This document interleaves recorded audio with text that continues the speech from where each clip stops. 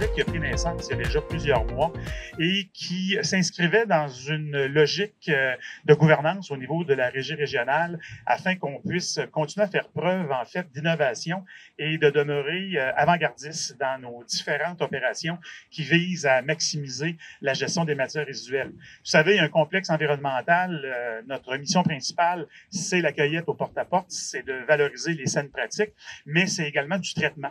Et ça, il ne faut pas sous-estimer l'arrière-scène de nos activités parce que pour le citoyen, la citoyenne, sa relation privilégiée avec la gestion des matières résiduelles, c'est le camion qui vient à chaque semaine ou 2 semaines au porte-à-porte pour venir recueillir les déchets. Par contre, si vous regardez tout autour de vous, vous voyez qu'il y a un environnement en pleine ébullition au niveau de nos activités et le déchet, c'est une chose. L'enfouissement fait partie des activités complémentaires que nous souhaitons diminuer à la source. Mais une fois que les matières sont enfouies, il y a quand même un continuum au niveau des activités, j'appelle souterraines. Il y a de la chimie, il y a de la physique qui s'opère et on a à gérer différents substrats. Et l'eau qui est en fait l'eau liquide qui est générée par les déchets ou les matières qui sont enfouies, communément appelée le lexivia, nous entraîne dans des obligations de traitement et de valorisation.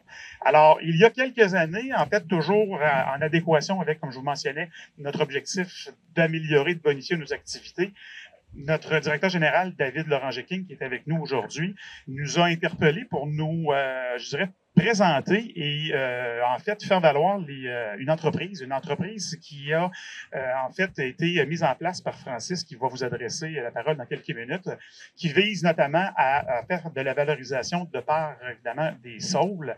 Alors une plantation d'arbres qui pourrait s'additionner dans les efforts du complexe environnemental pour nous permettre de mieux gérer le lexivia. Alors je vous dirais que comme néophyte en la matière, de nous faire interpeller et de nous dire qu'un arbre, un saule arbustier, pourrait être planté, en fait, plusieurs saules. On parle de près de 100 000 arbres qui ont été plantés ici à l'arrière de nous et qui pourraient, combiner avec la technologie, utiliser une partie, un pourcentage de notre lexivia pour permettre une alimentation au goutte à goutte automatisée qui nous permettrait de diminuer considérablement le nombre de volumes d'eau polluée qui seraient traités par nos installations. Alors, sur papier, ça paraît intéressant, ça peut même paraître sexy en disant, écoute, est-ce que dans la vraie vie, une fois qu'on décline tout ça, il peut y avoir des résultats probants? Francis va pouvoir vous partager le tout. Alors, je tiens d'abord à souligner, l'engagement de l'entreprise Rameau, qui a décidé de nous accompagner dans cette initiative qui est avant-gardiste pour nous. C'est une première au niveau de la régie régionale de pouvoir s'associer avec une entreprise qui met évidemment en évidence la nature et la technologie. On a d'autres partenaires sur le complexe environnemental, sauf qu'il faut comprendre que ce qui est derrière vous, c'est le lieu d'enfouissement sanitaire. C'est un ancien, en fait, je dirais, secteur du complexe environnemental qui a atteint, je dirais, son optimisation sous les anciennes moutures réglementaires au niveau de la gestion des matières résiduelles et que nous avions un vaste étendue que nous souhaitions quand même continuer à maximiser. Donc, 100 000 saules, en termes de superficie, on parle de 10 terrains de football environ qui ont été utilisés pour faire de la plantation. Et le saule, l'une des grandes qualités du saule, c'est évidemment, c'est dans sa capacité de pouvoir absorber le substrat que nous lui destinons. En l'occurrence, que dans le jargon populaire, on appelle notre potion magique. La potion magique, évidemment, c'est une combinaison de lexivia et même d'eau ou de liquide qui est généré par les bouts de faux septiques. Donc, la combinaison de ces deux-là, d'une manière automatisée, permet de faire en sorte que nous diminuons considérablement le volume qui doit être traité par notre usine de traitement qui nécessite évidemment un traitement évidemment avec des substrats chimiques et autres. Alors, écoutez, c'est une phase 1. Nous avons, je dirais, l'avantage et surtout l'opportunité avec l'entreprise Rameau de pouvoir continuer la mise en place d'un déploiement de phase 2 sur le complexe environnemental. Nous souhaitions y aller par étapes pour nous permettre d'avoir un laboratoire vivant qui nous permet de faire des vérifications en temps utile et puis en temps réel et nous permettre d'avoir l'efficacité de la plantation. Donc, merci à Rameau, merci aux employés de la régie, à nos acteurs qui au quotidien font en sorte que ce projet sur papier prend naissance et se décline de manière, je dirais, très matérielle et probante pour les citoyens et citoyennes. Ça peut paraître évidemment ésotérique de pouvoir essayer de comprendre qu'une plantation dégradation de sol contribue à un environnement durable avec une diminution au niveau des eaux polluées qui sont traitées par la Régie. Donc, l'un des objectifs d'aujourd'hui, c'est de tenter de vulgariser davantage un des aspects de nos opérations. Et c'est nos employés au quotidien qui font en sorte que ce genre de projets qui sont innovants sur papier peuvent avoir une déclinaison très palpable. Je tiens à remercier également les membres du conseil d'administration qui nous suivent dans nos projets, des fois audacieux, innovants. Ça prend des gens qui y croient, ça prend des gens qui portent ce genre de décision et qui considèrent que c'est important de l'investir, de le planifier, de le budgéter et également d'assurer un continuum pour nous permettre de continuer évidemment d'avoir une meilleure empreinte environnementale. Sembler parfois un peu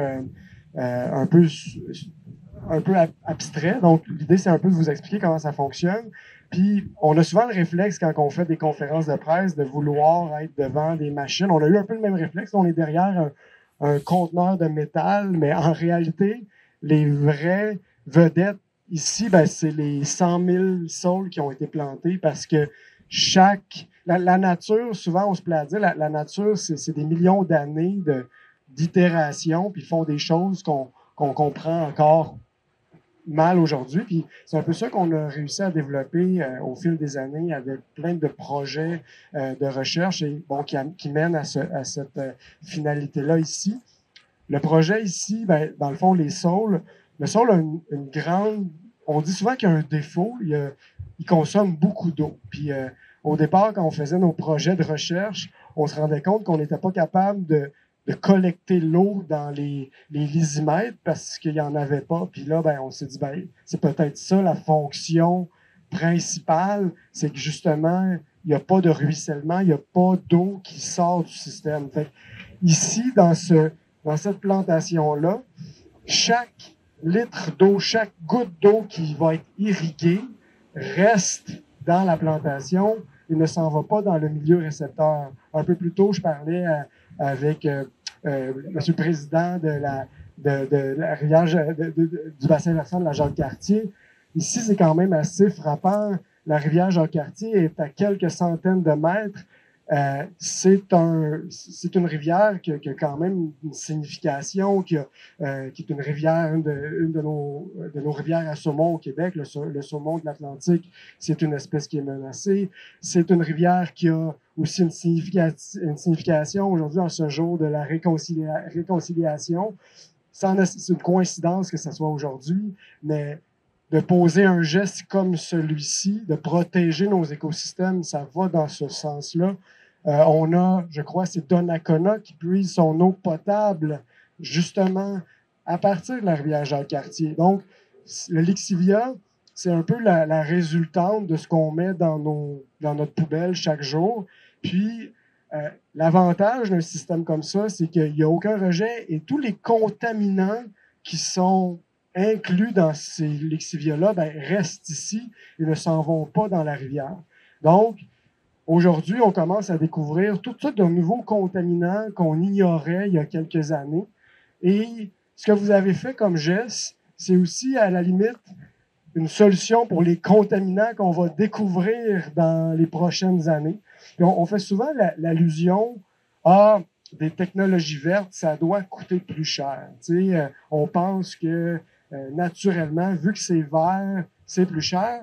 Mais ce système-là, ben, c'est l'inverse. C'est non seulement, puis on en parlait un peu plus tôt cette semaine, la raison principale pourquoi la Régie a fait ce geste-là, ce n'était pas initialement un geste économique, c'était justement pour votre sensibilité à vos écosystèmes, mais en parallèle, ça donne la capacité supplémentaire de gestion de traitement d'eau.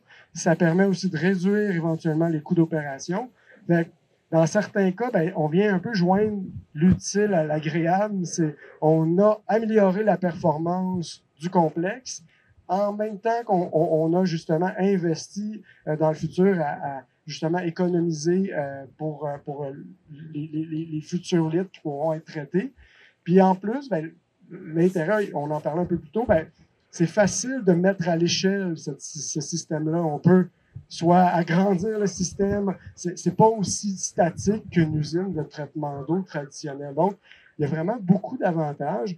Puis là, ben, j'ai avec moi des petits plans de saule juste pour vous donner des exemples, mais Un saule, ben, en fait, on part un peu d'un petit plan comme ça, puis après quelques années seulement, là, les saules que vous voyez dans la plantation, ils ont environ 1 an de croissance. Mais 3 ans plus tard, on va avoir une plante qui va avoir pratiquement, je dirais en pied, une vingtaine de pieds de hauteur. On va pouvoir le couper, puis il va pouvoir séquestrer du carbone et aussi maintenir justement les contaminants sur place. Fait qu'il y a vraiment beaucoup, beaucoup de bénéfices. Puis chez Rameau, ben, moi, quand je viens sur un site comme ici, je vois toutes sortes d'opportunités. Je vois toutes sortes d'opportunités. Oui, c'est des déchets, mais des fois, c'est de dire qu'est-ce qu'on peut faire pour réduire notre impact. Puis ça va même au-delà juste des plantations. Fait que je pense que c'est de travailler ensemble, de voir, comprendre les enjeux, les problèmes. Puis en faisant ça, ben, ça fait juste générer des nouvelles idées puis des nouvelles possibilités de collaboration. Fait que je voudrais vraiment remercier. Là, je pense que vous êtes dans un changement de branding. Fait que là, il y a Récolo, il y a la Régie verte, puis il y a le nom plus long que là, je ne vais peut-être pas me risquer à nommer. Mais merci d'avoir fait confiance à une technologie qui est purement québécoise. Puis, tu sais, moi, mon souhait, tu sais, puis même pas juste par chauvinisme, là, mais tu sais, moi, ce que j'aimerais, c'est que les eaux usées, les lixivia, ben, il n'y en a pas qui s'en est dans nos milieux récepteurs, puis qu'on puisse justement protéger une de nos ressources, en fait, une de nos ressources principales, qui est l'eau potable au Québec. Donc, merci. Je vais souligner aussi certains partenaires financiers qui ont contribué au projet, notamment ce projet-là a eu l'aide d'Arbre Canada qui a financé une partie de la plantation ici. Il y a la Fédération canadienne des municipalités via le Fonds municipal vert qui a aussi contribué. Donc, il y a vraiment... on parle souvent les solutions basées sur la nature, puis c'est un terme qui est des fois un peu galvaudé, mais ici, on a vraiment une démonstration très concrète d'une solution qui utilise la nature pour régler un problème de société qui est la gestion de nos eaux. Donc, merci à tous.